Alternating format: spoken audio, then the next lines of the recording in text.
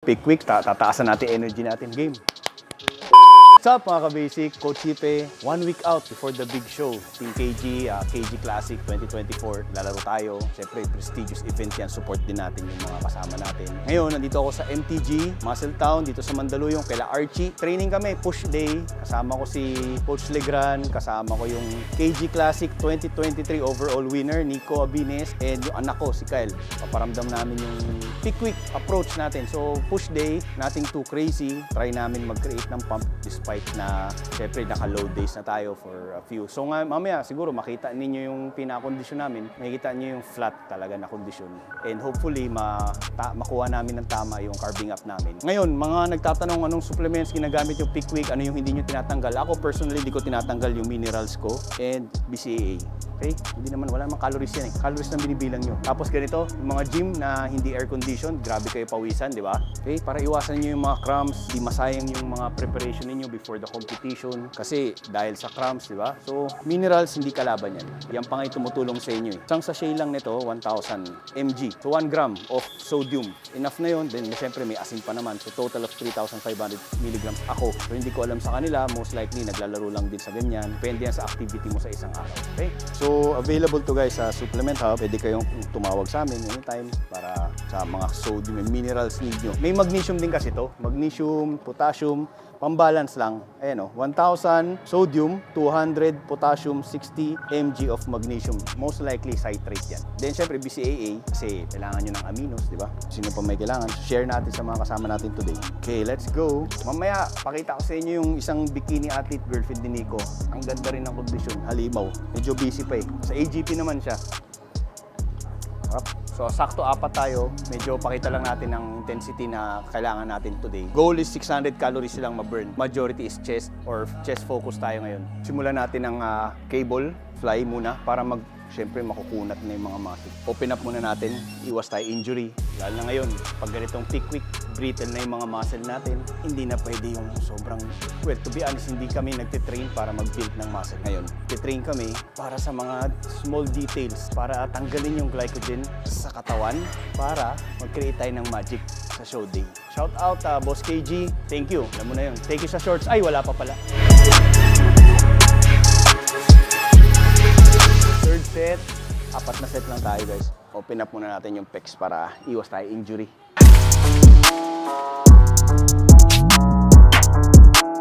Mga hindi nakakalam, si Kyle, panganay na anak ko. So baka hindi nyo alam. So nagko-compete siya as a natural athlete. Pero binigyan natin siya ng 1 year and almost 2 years na off-season. Tapusin niya muna yung pag-aaral niya kasi 3 more sems. Pero as much as possible, sana kumain ng tama, di ba? Po-provide naman tayo para makakain siya. Training, on point. Yun lang, tingnan nyo. Hi guys, Nico Abines po, your reigning KG Classic World Champion. So as you already know, my merch ako, Dark Horse. This is an oversized pump cover. So if you want to support me, you can message me through my Instagram or through the Dark Horse page sa Instagram. Ito po yung design natin. This is limited edition. This is the season 2024 Champions Club Dark Horse t-shirt. Ingat ka lang, habaan mo lang warm up kasi brittle na tayo ngayon. Lipat na tayo ron or siset pa kayo isa pa rito, isa pang moderate weight. Ako, heaviest ko is 35. Compound, 75 lang siguro ako. Ito, mag-iisandan pa to eh. Basta safe na kaya nyo i-10 to 12 ha. Tapos controlled movements lang. Pucha, medium lang siguro si Kyle. Ako siguro large lang ako. Well, maya, tapos ligo. So as usual, support lang tayo. Tulad ng dati, Legrand, meron din siya sarili niya, di ba? Ever since, basta anything about fitness, local fitness industry. Tsaka sa mga, syempre yung tinatry nila, i-better yung sarili nila by doing mga ganito. Speaking of slowly but surely. So shout out, slowly but surely ha. Then syempre, J-Fit. Alam naman ninyo yun eh. So kung gusto nyo akong supportahan nyo rin yung J-Fit. So second exercise, incline dumbbell press. Nothing too heavy. Then pick up natin intensity after the incline siguro. Kasi meron din tayong delts day ngayon. So baka mag-superset tayo after the incline. Kung ano lang bigla akong maisip. Mali mo, mabuang, di ba? So let's see. Dapat andito si Archie. Para kompleto yung matandang division eh. Kaya niya. Ganun lang kasimple yun. Hindi, huwag ka sumabay sa bigat namin. 35 muna. Ano yung huli mong ginanatan? 20, yun mo yung 35 pounds sa taas. Kaya yan, mahina ako ngayon. Huwag mo pag-i-spotin ha. Yung 50 ka ha, sasabayan mo tatay mo ha. Huwag patalo sa tatay mo.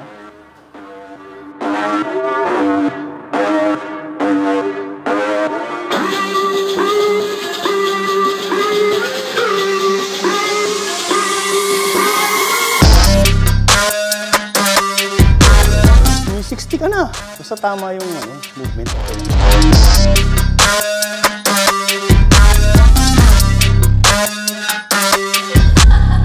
Third set ko na yun sa working.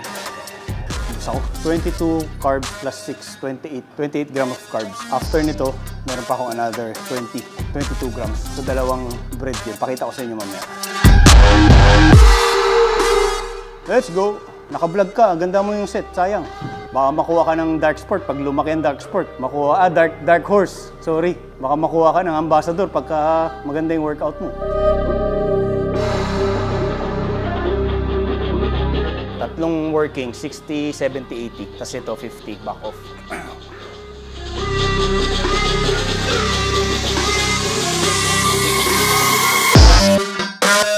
Hindi pa nga nalakas.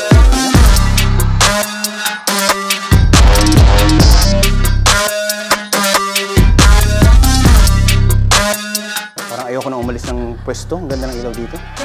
Flies na lang? Di, nakakagana kasi mag-workout. Oo.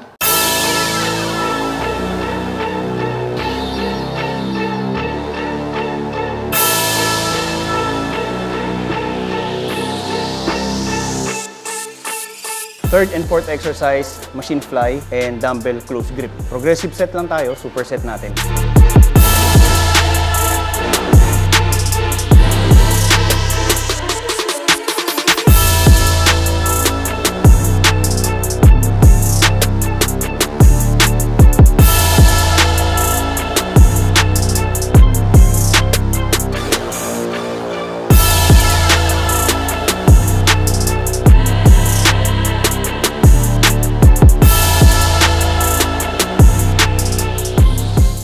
Si Archie, invite mo naman sila rito, pre. Pero nag-alsado ko ngayon eh. Ewan ko bakit eh, baka sa sodium. Owner ng MTG Meal Plan. Halika nga rito, Legrand, tayo. Ito yung mga legend dahil matanda division eh.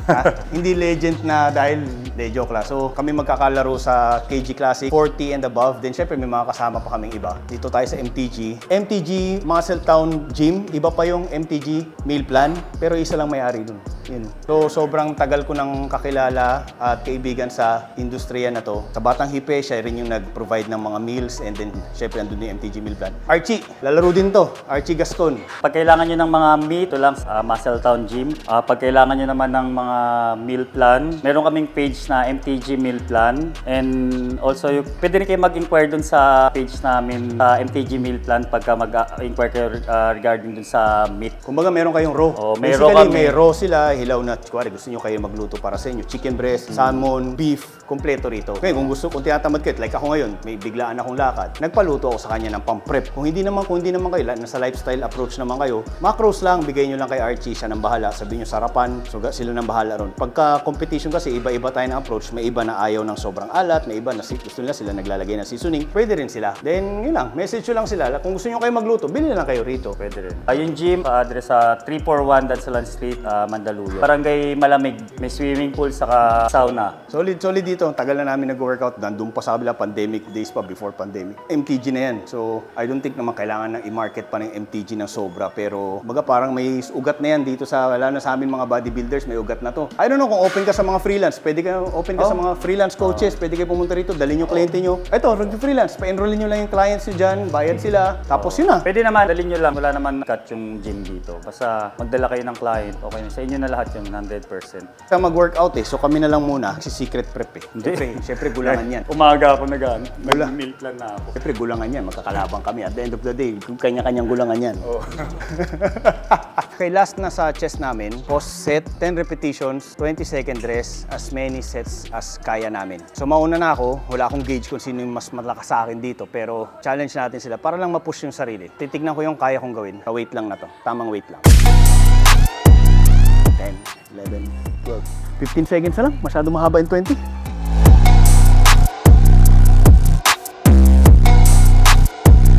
So, 4 na set, 10 repetitions, 15 second rest. So, parang finisher natin sa chest bago tayo sumundot ng konting tilts.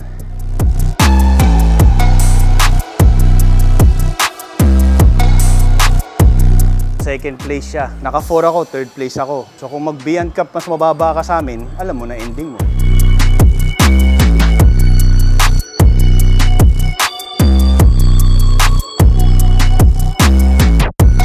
Good. Kyle, bawasan mo yan ha, mabigat yan. Bawas ka ng mga 3.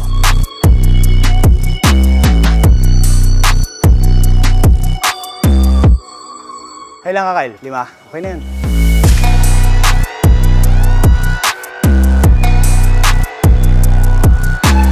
Gawin naman natin anggulo ni Coach Legrand. Mabigat pala pag ganito. Nag-burger ako after, Muscle Factory. 2 Whopper. Ay, 1 Whopper, isang yung bagong flavor nila. Yung bacon, di may red, parang red. Ko in-order yung isa, yung punong-puno ng cheese. Maliit lang, pero masarap. Sana, yung size, pareha sa Whopper. Tapos 2 large fries. Oh, tapos kahapon, di ba? Nagda-drive ako, pauwi. Tangina, Wendy's. Kasi ang all-time burger ko talaga, Wendy's. Kasi makapal. Hindi, yung triple patty nila. Tapos yung fries nila kasi makapal. Solid talaga. Hindi, meron. May refeed tayo matindi. Kailangan yun. Depleted tayo. Siguro, wag lang matamis. Wag lang masyadong matamis. May mga nagpiprep dyan, tapos dikit-dikit yung mga laro ninyo. Gusto nyo lumaro. Iwasan nyo yung masyadong matatamis after show. Lalo na kung in 2 weeks time, sasampa ulit kayo. Marami kayo, mapapansin nyo yan, pabilog yung mukha ninyo. Tapos kahit anong gawin yung push protocols, parang ayaw nang mawala. Maraming factors yun, pero isa sa mga factor talaga is yung sugar. Pangalawa is yung stress. Pero okay lang mga dairy or savory, savory. Ako, kinikrave ko talaga ngayon, sa totoo lang, isang bucket ng Chicken Joy, saka spaghetti. Yung binanata natin after GP, grabe yung kinain namin na Nico nun, inubos niya yung Diba kasama ka namin nun? Inubos niya yung spaghetti. 2 family na spaghetti, taob dito, puta na lakas kumain. Kumain na kasi ako after show. Tapos nung tayo, busog na busog ko, pinilit ko pa yung KFC. Nagdala si Nicole ng KFC. Next week na yun. 6 days na lang. Kanya-kanyang tag na lang yan sa IG kasi most likely kasama yung mga pamilya, di ba? After show or may mga kaibigan din. Siyempre meron din, oo. Minsan kasi gusto ko kasama sila Doc para sabay na Kasi ito, kasama ko to sa KG. Sa audience ka na lang. Para hindi ka na namin. Kaya yun, basta may reset lang, tama lang yung reset nyo. Tangina, yung vlog na to, para to sa Peak Week Turo, hindi naman after show title nito, napunta tayo sa after show Pero kasi wala naman nagbo-vlog ng after show Normal yan sa aming mga matatagal na nagko-compete. Normal yan. Pero tignan nyo, ginagamit lang namin yan as motivation. Hindi mo mapapakain ngayon. Kahit anong sarap pa iharap mo dyan, di ba? Hindi mo kami maano dyan, kahit anong iharap nyo. Pero after show, syempre, good sign na ngayon pag nananaginip na kami ng pagkain. Ibig sabihin, depleted ka na talaga. Coach, ikaw nga magpaliwanag sa kanila. Yung mga competition na yung kung ano-ano binibili. Ano bang reason no? Actually, hindi ko rin mapaliwanag to Coach pero pare-pareho kami kasi ng symptoms sila Coach. Iba-iba lang ng binibili. Iba lang ng binibili pero big time to, puro motor. bigla ako nag-crave sa motor. Pero ginagawa ko naman, siyempre, kahit pa paano. Smart pa rin. Ano pa din, naipiflip ko pa rin. Tumikita. Pero nagagawa ko yung cravings ko na testing ko. Pero dati kasi, simuha ko kila Coach with sapatos din talaga. Shopping sapatos, damit, ganyan. Minsan magugulat ka, irrelevant din yung bibilin ko. Parang walang Disprep lang yata ako hindi bumili ng sapatos, isa lang. Pati si Earl din, ganun din. Ito, binilang ko kasi nanggigigil ako bumili. Yun lang. Pero hindi ako bumili ng sapatos ngayon. Pero ano kaya expect? Deprive ka sa maraming bagay. Pwede. Bored ka, deprive ka sa pagkain. Divert mo ngayon yung ano mo. Kasi ang reason ko bakit sapatos, nung bata ako, nung nag-aaral ako, parang hindi kaya ng pamilya namin na bumili ng sapatos. Na mga gusto ko kasi mahal, ganyan. So parang nagkaroon ako ng feeling na parang deprive. Pagka pre-nep mo ko, parang gusto ko yung kinakain ito, nade-deprive ako. Doon ko na medyo lumala lang 2022, bumili akong kotse. Sabi ko pagkatapos ayoko na ako. Pag may tsaka yun lang, at nakakita natin na nag-i-improve yung life natin. Well, yun nga iniisip ko Yung nabibili natin, in a way. Nagagamit din naman natin, for example, sapatos. Siyempre, yun yung natin, field natin, coaches. Pero balita ko si Nico, wala daw tong luho Hindi ka daw bili ng bili, sapatos hindi. So sana ganun lahat. Pagkain daw. Sana makuha ko rin yung ganun. Kung meron kang 50,000 ngayon, impulsive saan mo buyer. gagamitin? Sa pagkain, sa sapatos, or sa damit? Yun lang yung tatlong choice. Pagkain talaga. Kasi hindi ako buyer talaga ng mga damit. Sala yung sapatos ko 50 mil naman, makabili ka pagkain, makabili ka sapatos tsaka damit. Pero feeling ko, dahil ilang buffet lang yan. Di ba? marami din. So shout out sa makakapanood nito. Kami po yung naghahanap ng manlilibre sa solid na steak kasi may mga competition pa po kami after. So medyo clean lang tayo, steak and rice and potato. Ano mamos lang? Hindi pa kami nanlilimos ha. Mamos or lang po Syempre kahit iniisip nyo siguro baka mamaya porket na-establish marami ng pera. Syempre kailangan pa rin namin masyadong mag-asa sa sports namin. Ito, nag-aaral pa 3 SEM pa to. Yung kapatid niya, nag-aaral pa. Mag-first year college pa lang yun next year. May kapatid pa siyang bunso, maliit. Hindi pa nag-aaral. Marami pang gastusin. Nakikita niyo yung grind. Yun din ang gusto kong mahawa si Nico sa akin, to be honest. Kasi yun ang tatak ng Batang Hipe. Kaya ganun ako sumuport sa kanila. Tapos ganun ko sila i-push. Yun ang Batang Hipe.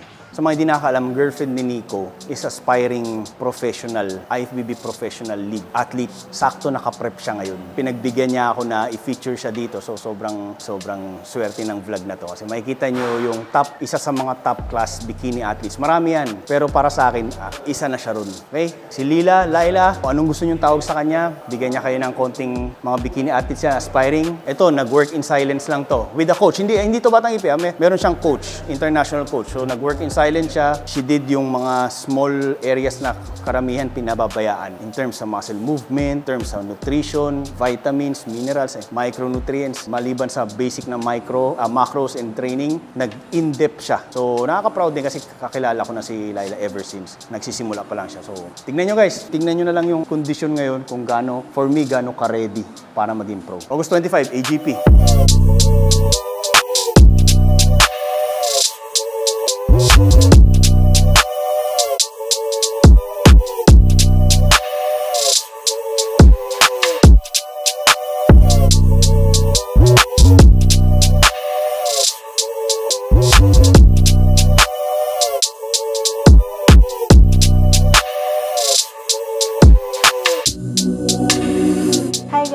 I'm Lila pala. I'm an aspiring bikini athlete. Right now, naka-prep ako for AGP, which is this August 25. I'm also offering online coaching for lifestyle and athletes din, as well as posting kung gusto nyo. You can message me on my Instagram. Yung delts and hip ratio niya ang mag-separate sa'yo. Kasi dati ka pang malapad eh. Tapos nalagyan pa ng laman ngayon, yung biomechanics yung maganda. Actually, meron. Meron, cute lang. Wala ilaw. Pinipilit. Ano masabi mo? Parang malalim to. Parang mas malalim yung glutes mo. May pressure ba sa heels, sa ano mo? Dito? Side. Front ulit. Mas maraming ang guhit yung side profile. Takot naman ako sa tuhod mo. Umagat lang ng tama yung carbs niya. Tumagat lang ng tama yung carbs and sodium mo sa show day. Kasi iba ang bikini, di ba? Hindi naman kailangan namin na freaky dapat eh.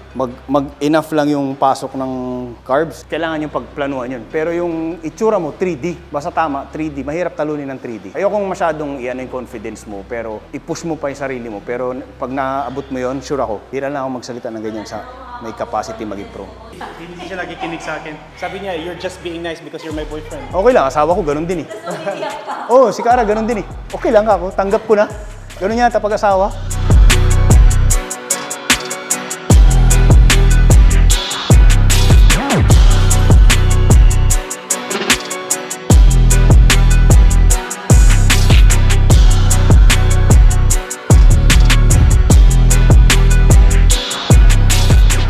So, usapang peak week na syempre kahit ganito, mga praning pa rin kami, di ba? Kahit matatagal na. Then, moron kung anong kakainin namin after show. So, kung ano man yung dinadaanan nyo ngayon, lalo sa mga nagsisimula, normal lahat yan. Enjoy nyo lang yung show. Masaya ako sa nakikita ko sa kanila ngayon in terms of conditioning. Mukhang ready na kami. Medyo crucial yung parating na week. Kailangan, huwag kami magkamali. Yun lang. So, hopefully, maganda yung kalabasan namin sa KG Classic. Hindi ko masabi kung maganda yung magiging placing namin kasi sobrang daming athletes. Hindi naman natin kontrolado yung judge, hindi naman natin alam yun. Basta importante, mailabas namin yung best namin. Sa araw na yun, nakita nyo, nagkamali ako last week. Diba? Naglaro tayong Muscle Factory, nakuha natin yung tuyo, pero hindi natin nakuha yung fullness. So, ending, 5th place lang tayo sa Masters, top 10 lang tayo sa Open, pero deep inside, alam ko kaya ko naman yung iba ron. Basta tama yung carving up ko. So, this time, may glycogen storage tayo. Nakikita nyo, 6 weeks, 6 days out, medyo puno. Medyo pump ako, dapat to flat na. So, make necessary adjustments, hindi yung basta. Ganito pag peak week guys, hindi pwedeng naka-set na kaagad yan yung numbers. Depende yan sa makikita mo sa katawan mo, day by day. Sa katawan mo, sa weight mo, yan, yung workload mo, importante lahat yan. I-take note nyo lahat yan. Hindi, let's say sinabi ko nung Muscle Factory, dapat mag-front load ako, magpa-front load ako this coming KG Classic. Makuha natin ang tama this time. Magkakaiba kami ng level of flatness ngayon. So, ang Mahirap din mag-coach at mag-compete at the same time, pero masaya. Yun lang yun. Okay, so GG tayo. Isa lang akong konting vlog lang, isang client ko from Australia. Sa mga gusto ng online coaching dyan, kahit nasan kayo, nasa abroad man kayo, nasa Pilipinas kayo, for competition purposes, lifestyle purposes, GG tayo. Walang problema ron. Basta ang kailangan ko lang is ready kayo mag-commit sa proseso ko, ready kayo mag-commit, tapos kailangan while nagko-coach kayo sa akin, continuous learning, aralin nyo rin, ha? Para mag-move forward tayo ng maganda in terms of level of conditioning and level of competition ninyo. Okay? Makapal personal, kapal mo. Ito lang talaga eh. Konti lang. Hindi to ganun kahirap. Cardio talaga. So guys, ito, online client ko from Australia. Actually, Pinoy naman to. Kaya lang, nandito siya ngayon. Sakto, kinita ko na rin para may idea kung gaano kalaki, gaano ka style of training niya. Pinapunta ko lang siya today. Then, ayan, nakita nyo naman, mas malaki pa sa akin. Diba, most likely, pagbalik niya ng Australia, mag-iiba yung approach ko, pati numbers mag-iiba. Ko-compete kami dito, November. Natural athlete, ha. So, hindi lahat ng malalaki kargado, okay? Kaya ng natural. Iba sa handa lang kayo mag-commit. Medyo mahirap, pero kaya. Nag-50 siya lately. Ako, 50 lang din ako. Feeling ko nga, pabababain ako eh. Kasi tinanong yung carbs ko eh. So, shout out pala, nakalimutan ko sabihin. Shout out, Fairy Godmother, okay? Sa mata mo. Kita-kita tayo, KG Classic.